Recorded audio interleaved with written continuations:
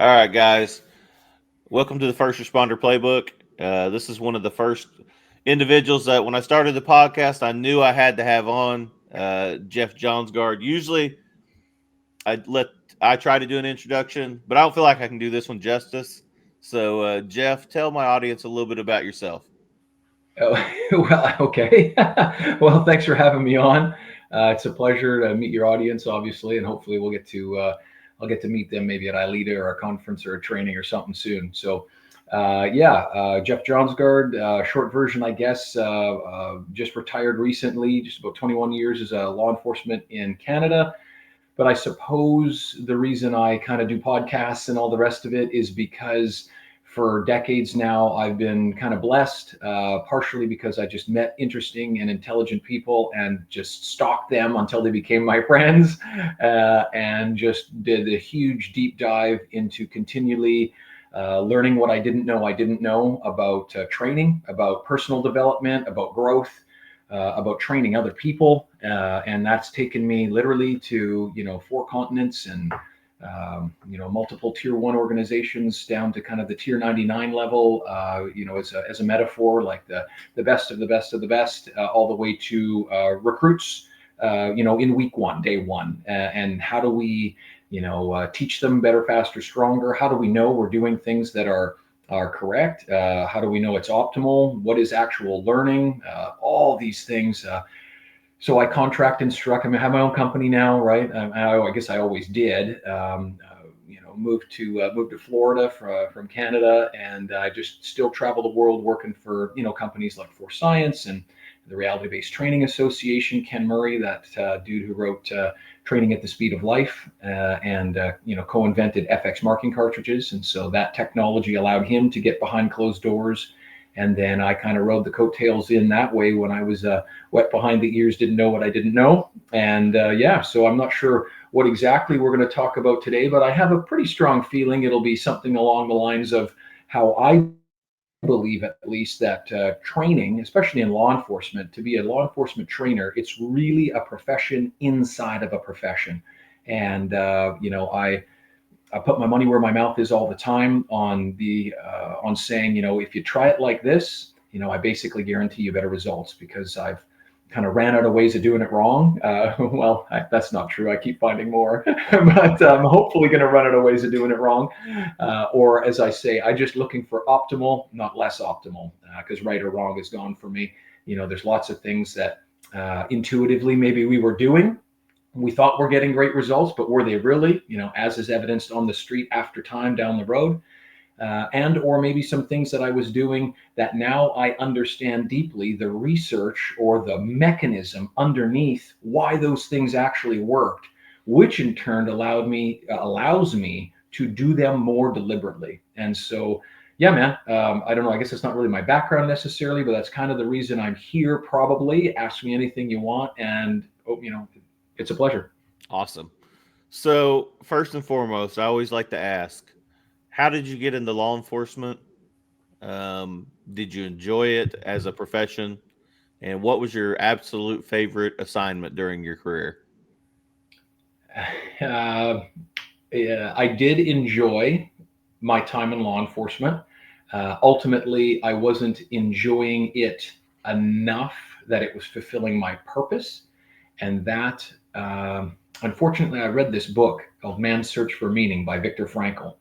And unfortunately, I say, kind of tongue in cheek, because several quotes and several things inside of that book. And for those who haven't read it, please give it a go. It's probably one of the best books on earth, full stop. Uh, but in it, Mr. Frankl said, life is not made unbearable by circumstances, but by a lack of purpose and meaning. And that really kind of gut punched me. And I had always been trying to learn what I didn't know. I'd always been captivated. We'd have to go all the way back to, martial arts. The summer of grade 11, I'd been training in multiple arts before that, but never anything past a couple of months or a year at most. But the summer of grade 11, I found this art that was much more esoteric and had this other stuff inside of it I completely didn't understand. And that really hooked me, and I was started to be captivated by all these things that were in front of me, the way people were, and not just to do with threat cues and pre-attack indicators, which I just had no idea of prior to that, but even more so, these, as I said, these kind of esoteric principles, these things. Anyway, it led me all the way down, fast forward several years, traveling to Japan and things like that, where, there's this Godan test. I'm just raising my arms above my head where there's going to be a big chop with this bamboo shinai, this bamboo fake sword. And you sit there underneath the Grand Master. And I had watched this happen for many years because I've been traveling to Japan quite a bit and training. And you quote unquote felt it and got out of the way, or you got cracked in the head. and I was kind of captivated by that. Like, what the heck is going on here? And so, as I said, so fast forward a lot of time in the martial arts and training. And the next thing you know, there I am sitting under there, having this done. And it just led me into this window of things that I didn't know. And they weren't like completely outside of a human being. They were just things that I didn't know existed. And so to be able to calibrate, or to be able to, we've all taken a hike and felt the pressure change and known a storm was coming. We've all taken we've all noticed whatever those things are. And, you can call them, as I said, threat cues or whatever, but just in tune with the environment and things. And so you fast forward now, answering your question more, in law enforcement, I have been really, I'll say, getting after it. And so, you got to remember, we're talking 20 years, but even 10 years before I left, so even 5-10 years as a cop, I was always training a lot more. I was always spending my own money going on courses, traveling to the United States and to other countries, not just reading books and things, but like literally spending money traveling and training in other like firearms and all the zoomy stuff, of course, defensive tactics, knife stuff, just all those things, martial artsy wise, but also a lot more than that. And when I read that Viktor Frankl book, it really made clear something that I've been feeling for a long time, is that I was not getting after it in a world-class way. And I wasn't, I guess the phrase, I'm sure it'll resonate. Unfortunately, I'm sure it will resonate for a lot of your viewers. You can't be a prophet in your own land. And so I was literally teaching courses that I wanted to bring to my own department, but my own department would only let me do slivers of things, or, wouldn't necessarily allow that to happen or not. And there was a lot of reasons for that, but some of the biggest ones were I worked for them, and so whether you're labeling it whatever, he must not have anything good because I've known him, or whatever, or I don't know. I mean, you could always go down that thought path, but by that point in my life, you got to I've been, being a Canadian, I had to pay for and gain work permits just to go to the United States and other countries, some of them, but definitely the United States, where the bulk of what I was doing was happening. And, I stopped counting at 50 grand spent on work visas and all the rest of it, in order to come and do my craft and get better at it. And more importantly, where my purpose was to share that with other people in the profession to help keep them safer, therefore, society safer, one of my highest causes and callings. And so again, I wasn't able to do that. And so that really led me to go, this work visa thing is going to turn into a green card, going to turn into a taking of a pension that is very crappy, and leaving the government cheese, the 100% paycheck, and moving to another country to allow myself to chase real purpose and meaning, and more getting after it, so to speak, in the honing of the craft.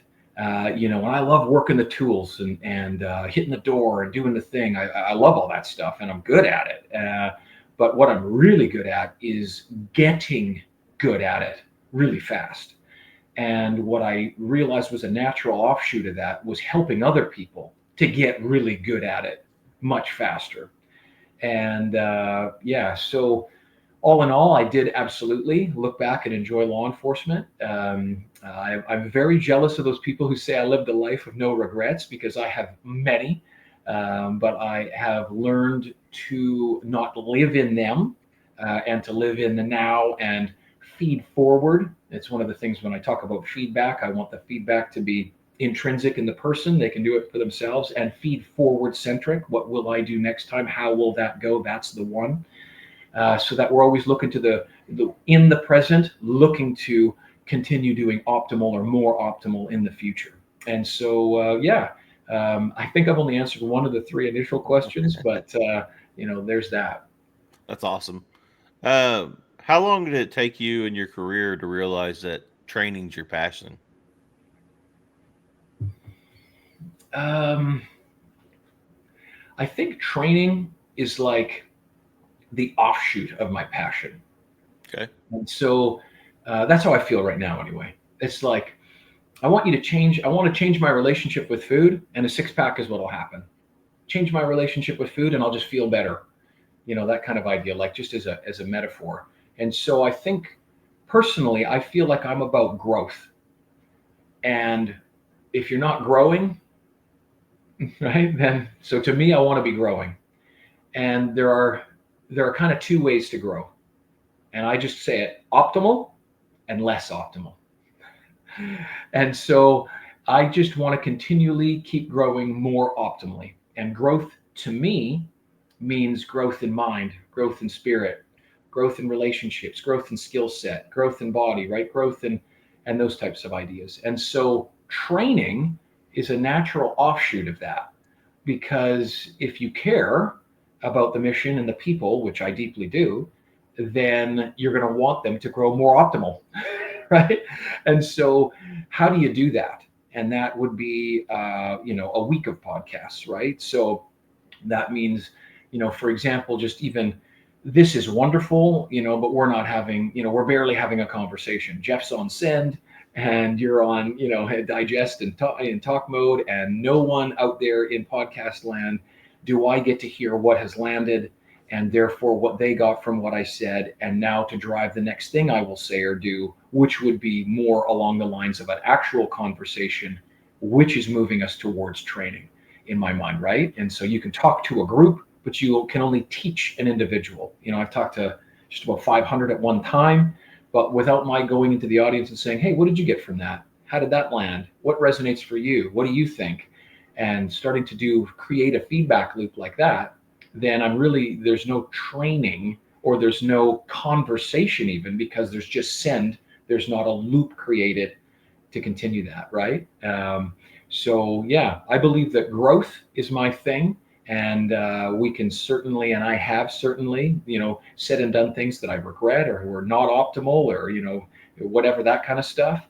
And I'm just trying to catch myself and to choose to go towards constantly more optimal versus less. I always make a joke. I got two pistol mag pouches, right? My first favorite and my second favorite. They're both my favorites. It's just this one's a little closer, right? Yeah. And so, talking to Colonel Grossman, I was very lucky to be mentored by him for a little bit, especially my writing.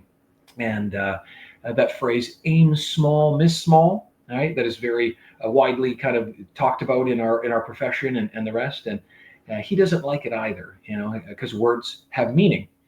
And so if words have meaning, why are we talking about missing at all? Aim precise, be precise, for example. And now we start to really question language and communication, and therefore training or expression, and all those things. And that's what I do, just crazy, deep, rich, and meaningfully, is all that stuff. Why are you saying those specific words to that specific student in that order to this person right now, here, like this? Stuff I didn't even conceptualize existed, and it took me down a path of, you know, hypnosis and neurolinguistic programming and just all sorts of things that I didn't know, that in turn made me understand what was going on for me, how to create better learning environments, and therefore for myself, therefore, of course, for other people in turn. That's awesome. Um, I know just from knowing a little bit about you, You kind of said that you were blessed in like getting around a lot of people and learning from them pretty quickly. Can you kind of talk? Because I remember you taught the 360 CQB class, and I know you were like the extension of the guy that founded it, and then now you kind of took it over and teach it. Can you talk about a little bit about that for my audience and explain like why Yeah, that's important in today's law enforcement environment? yeah, sure. I mean, so my company, I just rebranded, right? So the reason I did so was because everything up until that point was for a green card, permanent residency. And the US government granted me this thing called a special abilities green card. And so it's like, apparently it's quite a thing in that they told me there's not even like a dozen of them in law enforcement. It doesn't get me a can of Coke, but it allows me to pay taxes in Florida, right? Hey, I'm all for it. And so part of that meant that I was the guy in the world for this 360-degree CQD, close quarter defense, right? And so it's just simply a close quarter shooting. I'll call it a shooting position, but it's a system. It works really well from inside a vehicle, really well when you're up close to people, in a doorway or in a crowd or weapon retention, just stuff like that. But the reason I say that is because it's just a thing, right? So that's content, whereas process is the overarching thing I do. And that's the how. How do you train anything? How to work a mouse, how to do the gun thing, how to whatever. How do you do it in order to actually get great results and great performance in in the real world, right? So in time compressed, ambiguous, high stakes environments where you've got limited to no information, probably no actual good lighting, shock, surprise, and novelty, just and all that, and split seconds to do something. And that is where I thrive. So to train a part of the brain that reacts with something without thinking about it, right? And so if you've got time to think about it, now it's like cheating. And so I always say, I don't want you to react. I want you to respond. And there is a difference. And that might take us down a pathway as to like, I don't know, force science traffic stop study, for example, or something like that, where 90 out of 93 officers did something very, very not optimal when presented with as a driver presented a gun rapidly at a B pillar. They didn't know what was going to happen. But so we had wired in a not optimal response in those in those officers by doing traditional firearms training. By the process we used for training them, we wired a part of their brain, split second decision making. Maybe you think of it as system one, Daniel Kahneman's system 1 and 2, that rapid, intuitive, reflexive response that happens without thinking. And we did it. We didn't know we were doing it because of this is how we've always done it, firearms training. And so, so kind of getting back to this 360 CQD, and please, so my website is now, as I said, rebranded. So it's onpurpose.training or trainingonpurposebydesign.com, but that's so long, it's such a mouthful. Right. And so I've got these two products, right? How to go about training anything, and then this specific technique thing. But it's a system for using a gun really close up and inside of a vehicle. And so there's an online course and a manual and all sorts of stuff. I'm literally the guy in the world for that. I just taught a 40-hour instructor course to the Abbotsford Police. I'll be going to Italy in October to train some executive protection and some high-end military people there. I'm the guy for that. And so, but it's like a piece of Lego for every cop. It just automatically take that piece of Lego, click it on your battleship, and now when someone's grabbing at your gun, you can do this. If you're in a car and can't get out quite yet or whatever, you can aim like this. Then you get out and you do your traditional thing or whatever. But the how you train it together is what I do. And so I'll just reference back to that 40-hour instructor course in Abbotsford again, that from May. I was showing them how to use language and drills and how to stagger and develop the training. Given, I'm delivering it to in-service, I've got 8 hours, or I've got a 40-hour instructor course to teach instructors how to deliver that, or whatever it is. Show me the box it has to fit in, and I'll show you the best way to go about doing it. Here's the key point. as is evidenced by what those people are then able to recall and do in a novel environment, 90 days later or something like that. Long after most, quote, traditional training, we see a dramatic drop. Don't you remember anything, right, in our yearly in service or something like that. So I use 360 CQD as a vehicle, metaphorically speaking, as a vehicle for not only giving someone just, pardon my French here, but shit hot and awesome skill sets right away. Like, hey man, oh wow, I'm shooting faster. I'm shooting on the move faster. I'm able to retain my weapon and deliver rounds in 360 degrees from a seated position. I mean, I just wasn't even able to do that before. Very quickly you are. So that's cool. But how you go about doing it is my real thing. Show me any skill set you want them to have, or show me some. I always say that, like, if I were to come to your department, hey, what problem am I here to solve? What are you seeing as not optimal? And that's why I've got these courses, right? Training on purpose by design, where it's a 3-day course, for example, that in my mind goes all the way upstream, and we do these drills. They're not like real big long scenarios. There's all this drilling, but it's done in a very, very specific way, and that's what I train people on, which then downstream, quote, fixes or optimizes all this stuff we see as not optimal. Failing to use cover when available, post gunfight behavior is just atrocious. Heaven forbid there's some sort of decision making after shots are fired. Just all that stuff that we see as, quote, not optimal. And and so those are the two things I do. Happy to talk much more about that, of course, and the rest of it. Yeah, that's awesome. I tell people when I met you after getting to go through your hour and 45-minute class at ILETA that you have you're a doctor in practice.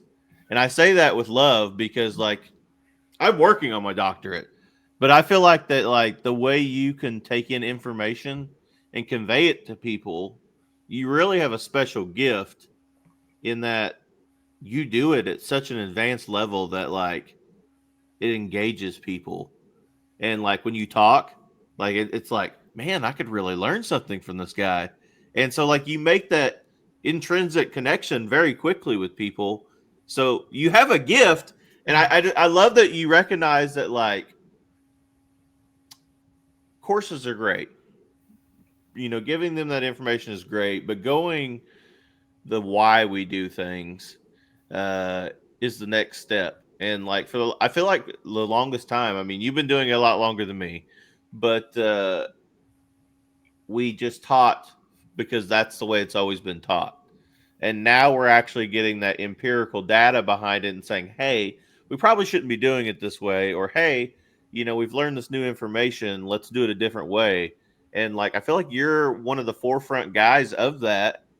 And like, you've worked with some big names, like Force Science, for example. Like, I had, until I started going to iLead, I had no idea what Force Science was. But now, I sat through a couple of their classes at iLead and stuff, and I'm like, oh my God, there's just so much out there that I didn't know. And, it's kind of like drinking from a fire hose at first when you want to go beyond that initial, like, hey, let me teach this class. But it's needed. And I just love what you're doing. Like, how did you finally decide that's the route I want to go?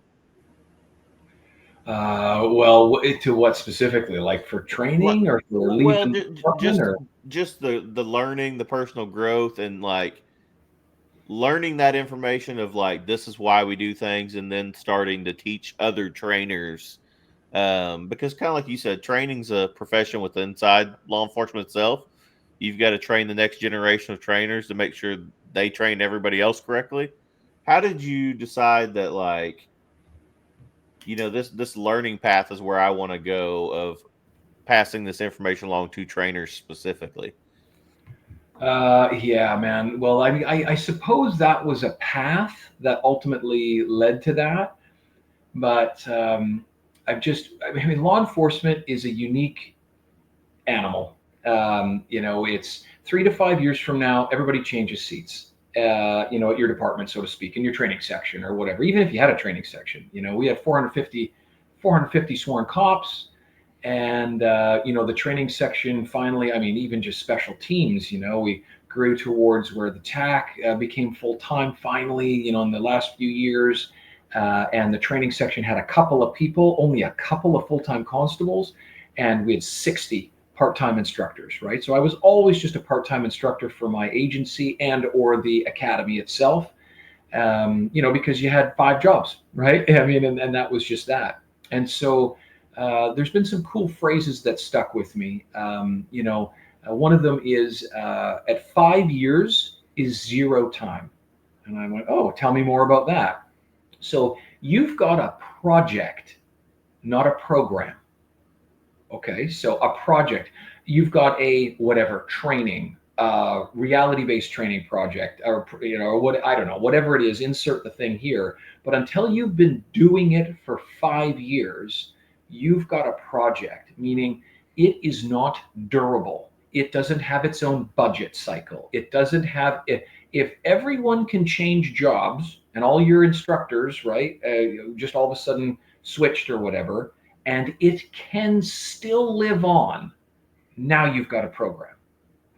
And I didn't realize that because every time someone kind of was a gifted trainer, they got in there and they started doing great things, but we weren't creating sustainability and durability. We were not creating the next generation of instructor. Here's why I named my company this, on purpose by design. We just got lucky, or on occasion we didn't, where that next person to take that job was gifted and as a trainer, or possibly not. And the program then got stagnant or took some drastic jumps backwards, or not. And so I often compare that to another force science study, for example, right? Putting on fancy eye trackers, looking at 7-year counter-terrorist members. In fact, that's an article on my website for free for your viewers. I called it like red dots on pistols. Are we training them optimally? But it was actually kind of a hidden. It's actually about this thing called game intelligence. This thing we really need to teach on purpose that we're not. It's not even conceptualized really. And so this article will have the screenshots, some pictures of what I'm talking about in it. It's for free in the shop. There's a couple of free articles in there, actually. Please feel free to download them. And so, we've got these counter-terrorist members doing these things under a very quick evolving threat, shoot, no shoot kind of situation. And we've got these more junior firearms trained officers. And what the elites did was they did a completely different skill set than the juniors did. Yet the elites were trained the same way as the juniors. So some big takeaways there. These junior officers did something not optimal. There's like 0% chance they were going to make a proper shoot, no shoot decision making. They were shooting way late after already being threat had fully evolved. They were being shot at, all the rest of it. Where these elite members were moving not faster, but sooner, because they had game intelligence. They knew what was likely to happen. They had concurrent activity. They were getting a weapon system out, shifting their eyes and attention. You'll see it in these screenshots, towards where the threat is likely to be to properly identify it, then making another shift towards where they wanted the bullets to go if they needed to shoot, for example. And so all of that occurring. But my thing again is that we had these elites rise to this new skill set, but it wasn't, Brent, on purpose by design. It was not because of the 7 years of counter-terrorist training. Those individuals, just like the instructors who became good, made individual adaptations along the way that they rose to that, because the lesson syllabus and plan of counter-terrorist training and SWAT tryout and whatever that we put at them, we lost tons of officers who never, quote, rose to that skill level. So it wasn't deliberate and purposeful. Tracking with me, right? Yep. And so what I then do is I reverse engineer what are all the great things that an expert is doing. How do we then go as far upstream or as early as possible, or teach these things deliberately on purpose?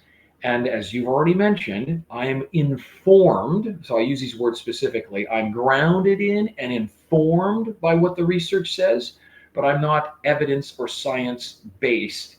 I use it to go, this intuitively, like we see good things, but I don't just copy it, because honestly, I think there's only 2 or 3 studies I've ever seen that I would or even could copy. The rest of them, I mean, science by definition has to like live in a box over here. That's very, I mean, it's not how I would want to train people optimally. Right. Yeah. And so that's what I'm about. And so this idea of like game intelligence, which is sense making sense out of what we're perceiving, knowing what's important in a situation. I put it in my workbook.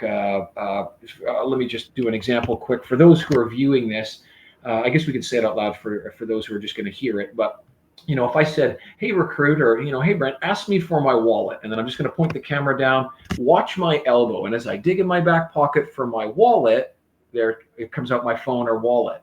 But now if I say, "Ask me for my wallet," and as I put my hand behind my back and I pull a pistol out of my waistband, my elbow makes a massive, different, big old 90-degree elbow angle.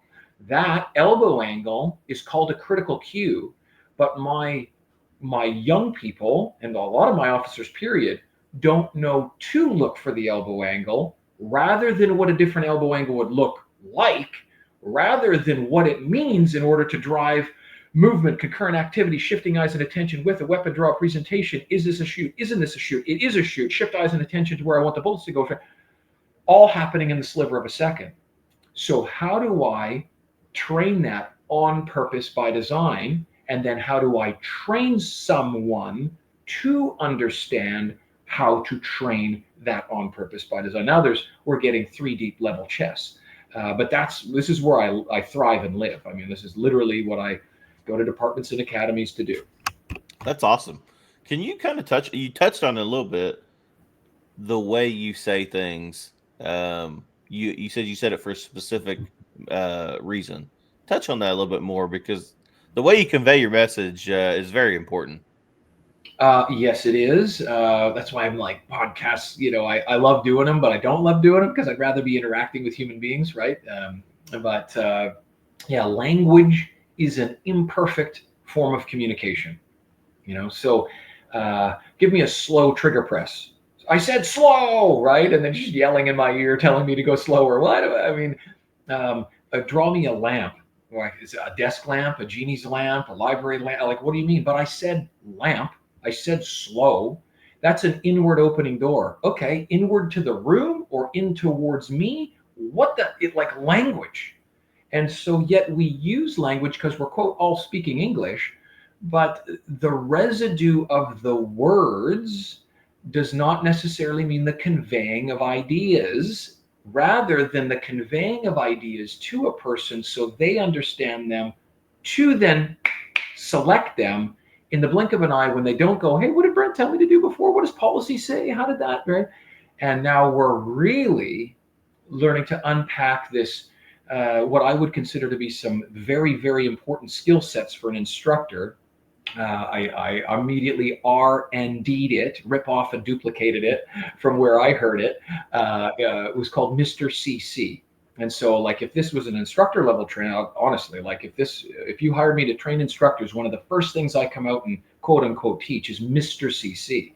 And that stands for the meta model, rapport, congruence, and calibration. And so it's just 4 things that I believe any good communicator, which happens to be an instructor as well, professional communicator, but usually instructors are just like, I was good at wristy twisties, or I was good at shooting the plates, and now I've got instructor on my shirt. But that doesn't mean that you know how to convey that information into someone else's head so they can do it, heaven forbid, optimally, know to even look towards the elbow when the person's turning, rather than filter that information from the screaming and the low light and the radio and the other. Wow. And so we just kept, quote, throwing people into more and more, quote, stress, which I'm a very big fan of not talking about. I don't give someone stress. I can put pressure on them. The stress is what they feel. That would kind of get more into actually how do you apply these things talk. But yeah, so this idea of language, and then seeking first to understand.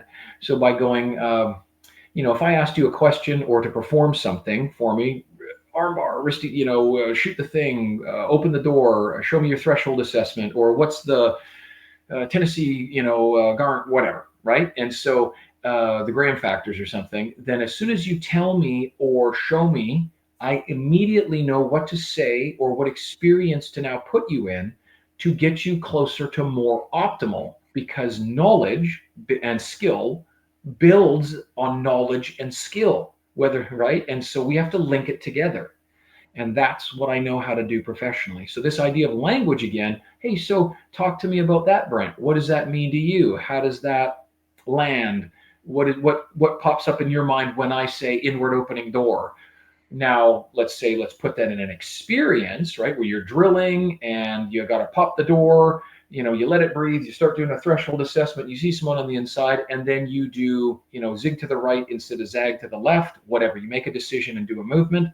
We can then use this language or this idea of Socratic questioning. Hey, back me up to this point. I noticed you make a decision here. What were you attending to? And people will be like, well, that's how you optimize decision making, is you back them up. Learning occurs in the debrief, but most of the time we just go carpal tunnel from high five and the shots were accurate, now go away. Or we go, hey, next time shoot better, and go away. And we never get them a run through as to how to do that better, rather than start to crack in to these unconscious behaviors and split second decisions that they don't even know they're making. And so that is the use of language as a tool to shape sense making or the meaning from what they're seeing to make split second decisions. I mean, that's what I do. Yeah. That's awesome. So I'm going to put you on the spot for just a second. Okay. If somebody wanted to start going down that pathway, what are some good resources for them to get like the introductory feel of like, hey, like this is some deeper learning?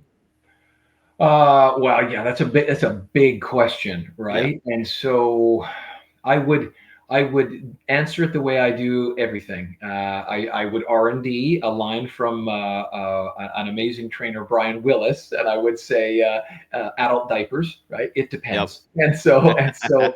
And so I would ask them, so like, if we could just kind of sharpen it a little more, let's say like a law enforcement officer who's either in training or wants to train themselves or others better. So we're kind of going down that training route. Who wants to learn about things they didn't know, so to speak. Yeah, I mean, there's lots of great courses out there. And then, podcasts, again, well, I mean, Brian Willis has an entire, I think he's got over 500 podcasts with, world leaders in everything from safety to health to everything else. Really? I didn't know that. I'm going to check that out. Yeah, no, legit. I mean, you can, if you're a department, get it. It's like, whatever. It's not much, and all your instructors have access to it. But now that's overwhelming, right? Let's be honest, it is. So just pick one, listen to it as a group, or pick a part of one of them. And then that's where that's what I would want to talk to you about, right? So, okay, so we're going to take this one from Dr. Tim Lee.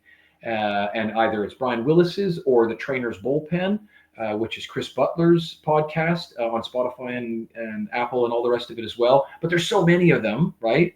I want you to deliberately be actionable and intentional with taking just even one thing and learning how to apply it. And that's my phrase. That's what I do. Apply, apply, apply it. And so there's these great courses, Methods of Instruction from Chris Butler, Raptor Protection. I mean, I helped teach it for a reason. It's got to be the best course I've ever been on for a massive deep dive into what, where, when, why, and how, the why behind it all. Now, how do you apply that, right? That's the point. There's an Advanced Instructional Methods course, AIM is called, from Force Science. I help teach that, because again, it's kind of taken the big box principles and now applying them into a lesson plan. And then my little island or niche is the guy who kind of just, how do you actually do that? Firearms training, defensive tactics training. I'm in a classroom only. I need better, not just test scores, but I need them to retain this and apply it in time compressed, ambiguous, high stakes environments or quote unquote scenarios and all the rest of it. And so I would say, like, I think probably the first trainer's bullpen is from Dr. Tim Lee. There's a really good article for free out there. And if you can't find it, maybe we can link to it, or just email me and I'll happily send it, from Dr. Tim Lee. It was in, like, the NTOA SWAT magazine, on this thing called desirable difficulties. And how can we put these things that make training more difficult, but they are desirable because they get better skills and knowledge and retention down the road.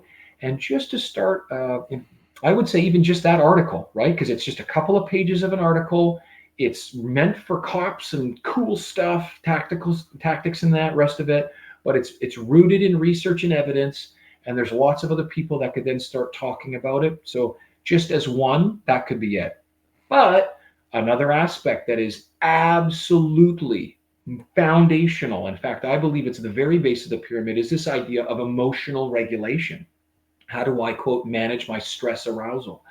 And that too maybe that's a good one for people. So whatever resonates with that person, I would just kind of pick one of these large things, guide them towards that, and then have a conversation with them about it. Hey, so what landed for you? How can you apply that? When I first learned it, honestly, I started applying these principles of training, my kids' soccer practice. And then I was like, well, this is easy. They're having a great time. Next thing you know, I'm doing it in DT, right? Defensive tactics. And then, how would this look in firearms? Well, right? And you just got more comfortable with it, confident and competent with it. So that's one of the things I'd love to continue doing, more on purpose or deliberate, is I just believe that there's no mentoring and coaching, like continued mentoring and coaching for law enforcement, especially for law enforcement trainers. And so that's why, like, if you bought my course, I try to send some material out ahead of time. Then we do the thing.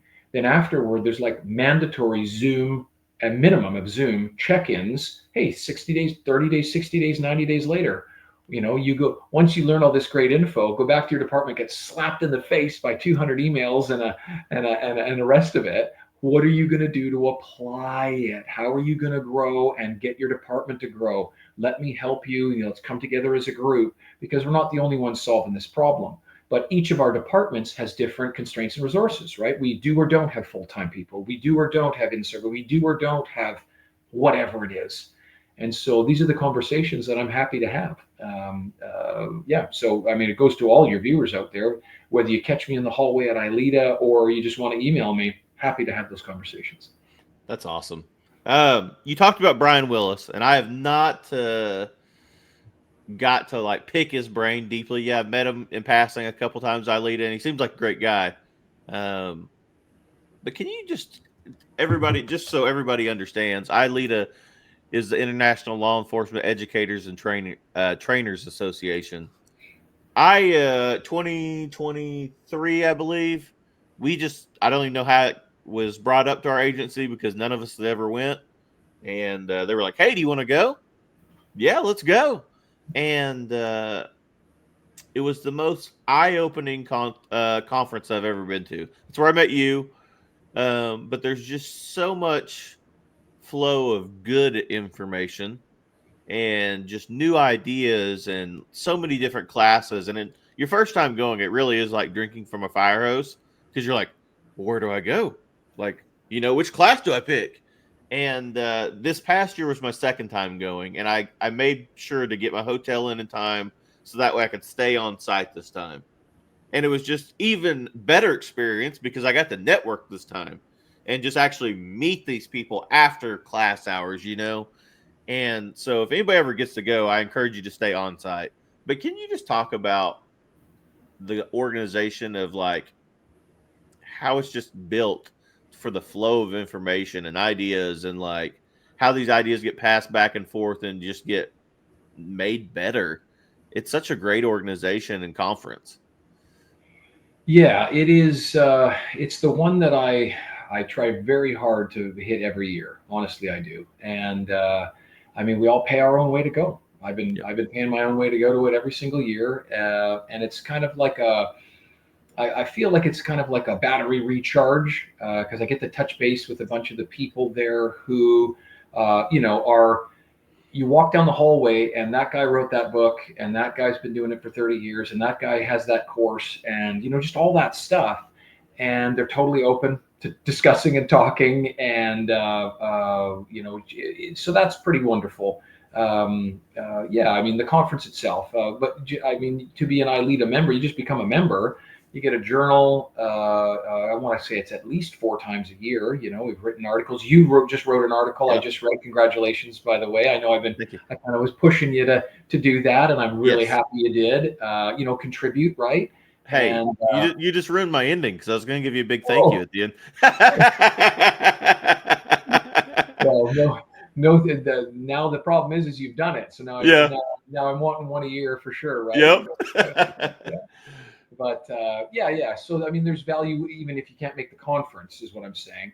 There's iLead Lives, and they do. I can't remember if it's on Facebook or what it is, but there's always interviews and all that stuff, and it all exists. And so you're really, a lot of organizations talk that way, and a lot of people talk that way, but iLead lives it in that you're 0 degrees of separation from these people, and like people have helped me, with their own time, just hey, on a whatever, this is how to do PowerPoint even better, or stuff like that, right? And Instructor Z. Yeah, exactly, and just all sorts of things. Yeah, and so it's also a place for trainers to grow, meaning go and present. You might only have 4 or 5 people in there because there's 60 presentations on at the same time. And when you've got somebody who wrote the book, the most likely people are going to that. But at the same time, you learn, people will be in your class. If you ask them to, they will give you their honest critique and feedback of your information and delivery. And you can't help but just grow as an instructor, presenter, and the rest of it too. So, I think it's wonderful that way as well. It's the largest, so it's for all law enforcement instruction, classroom only, hands-on wristy twisties, whatever, armors, firearms, all that stuff. And it's once a year. I can't remember this year. It's usually in March. Yeah. I just block it off right away and try to go in. And it's in Minneapolis, St. Paul, or St. Louis. Sorry. Yep. Yeah, and so I've got conferences in my brain, but yeah, it's a beautiful location and stuff. So I can't say enough good about it, and the people involved in it. Just like all volunteers, all trying to make this thing grow. Multiple sessions, from live fire at the range to many classroom-based sessions and things like that. And they're not just infomercials either, right? For like, come to my training. They're trying to give you value. If you want to take more or whatever because you've got more training, then of course, I mean, that's an idea of it too. But yeah. That's awesome. And guys, I highly encourage you, like he said, just even join so you can get the journals and the podcasts and stuff like that they put out, because there's just so much content and information that they put out on a regular basis. It's awesome. I like Jeff said, he pushed me to write an article. I got my first one published last week. Him and Dan helped me refine it, and it's just something I would have never thought I would have came out of my comfort zone and did. And I did, and now I can say, hey, I've got an article published in a police journal. That's another thing I want to talk about. So before I forget, thank you to you and Dan, because without you guys helping me and pushing me, I would have never done it. So thank you. I truly mean that. Well, Dan is Dan Fraser, for those of you who Yep. don't know him. Well, you'll probably have Dan on if you haven't already. Yep. But and he's a wonderful mentor in this space of because he's written a book. He's amazing at presentations and that kind of stuff, right? Just a fun guy, and so he'll really help you, I'm sure. I just kind of pushed you towards Dan, and then he probably took Paul and the rest of it, which is what he does. So can't help but learn and grow. Yeah, like I told you, I'm working on my doctorate, and he gave me the most resonating advice I've ever had in writing in a persuasive article. And I was like, he just dumbed it down so much for me that it clicked immediately. And I was like, oh my God. I had writer's block for 2 weeks. I didn't know how to touch, because he was like, hey man, this is a great academic article, but if you want people to read it, he's like, change it up a little bit. And I was literally at Ilita, and it was like 11 o'clock at night. I was fixing to go to bed, and I was like, I have an idea. And I knocked it out within an hour. And he got back to me after the conference, like, hey, that's really good. And I was like, he's like, do you want to add anything to it? I said, nope. I said, I leave it as is, like, because it just came to me. And I don't know how to explain it, but one night I had the creative juices flowing, and I was like, it's time to knock this out. Well, but isn't that like learning itself, right? So you were learning, you were pushed outside of your comfort zone, emotional regulation as well, right? So that vulnerability piece is massive. Putting yourself in a position where you didn't know if you had the skills and resources and the rest of it. Then it was challenging you to think in a new way, probably getting you to reverse engineer it. Hey, what do you want people to be able to take away? What do you want people to be able to do? Is this just that was fun to read, or is there an actionable piece? Whatever, right? But that's what I'm reverse engineering it. And now, how do we break it down into simple flow, into easy concepts for and deliver those? So you had this epiphany quote one day, but it's just like riding a bike, right? You couldn't ride a bike, couldn't ride a bike, couldn't ride a bike, couldn't ride a bike, and then all of a sudden you woke up and you rode a bike because those neurons, right, literally connected. That information that you were kind of pondering, right, and letting it percolate, which percolation is actually a thing, finally connected with an idea, and then it was it, right? The hard work was done prior to it.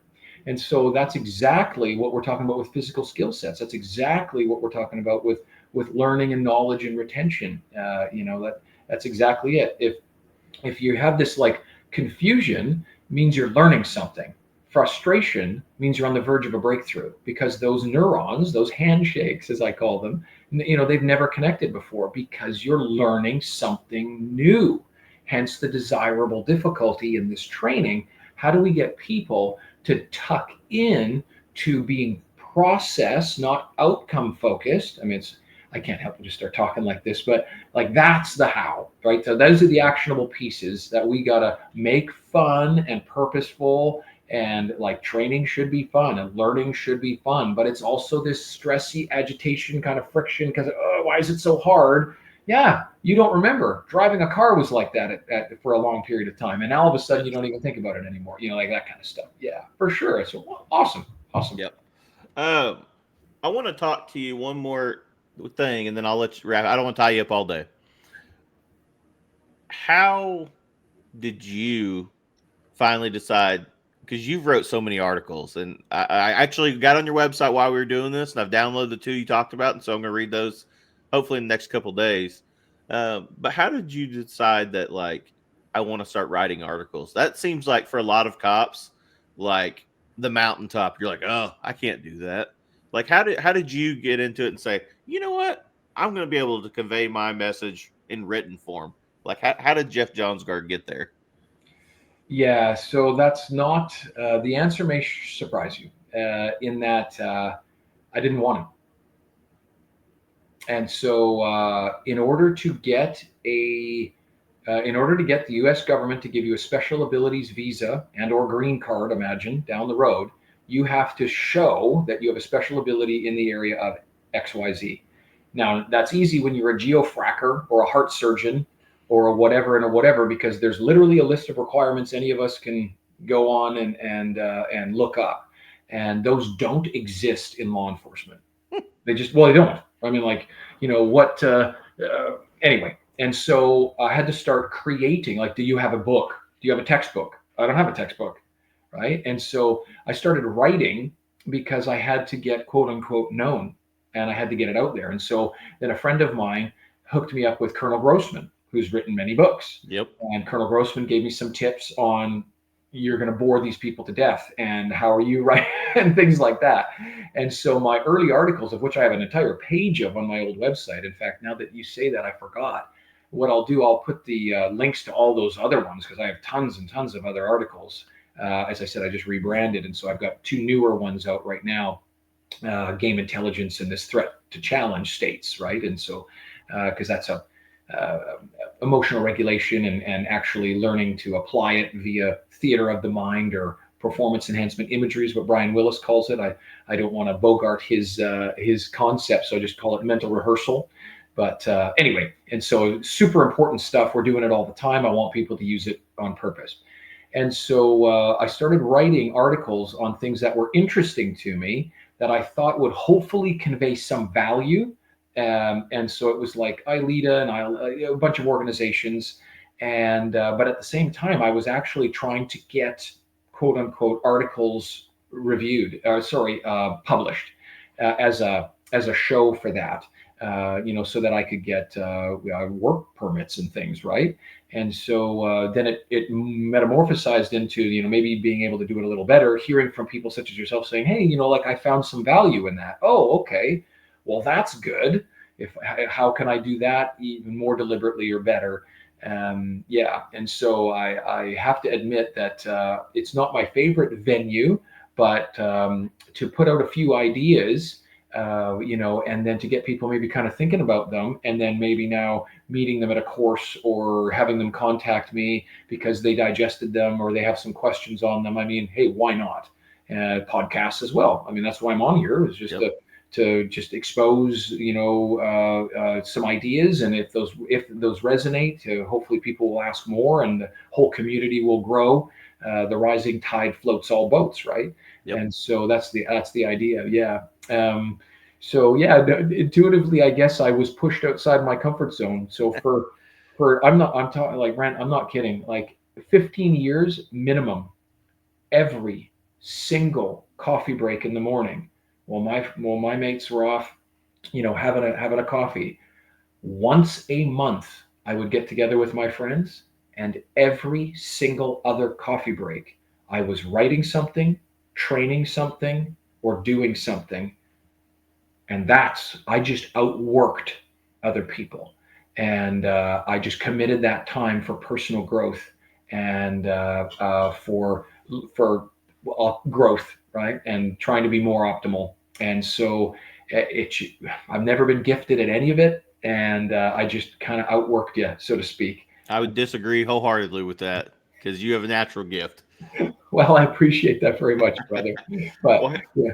Hey, I don't want to tie you up. If anybody wants to reach out to Jeff and learn more about your courses, your instructional methods class, where can they find you? Yeah, no, thanks for that. So my email is simply jeff@onpurpose.training. So I bought the URL .training.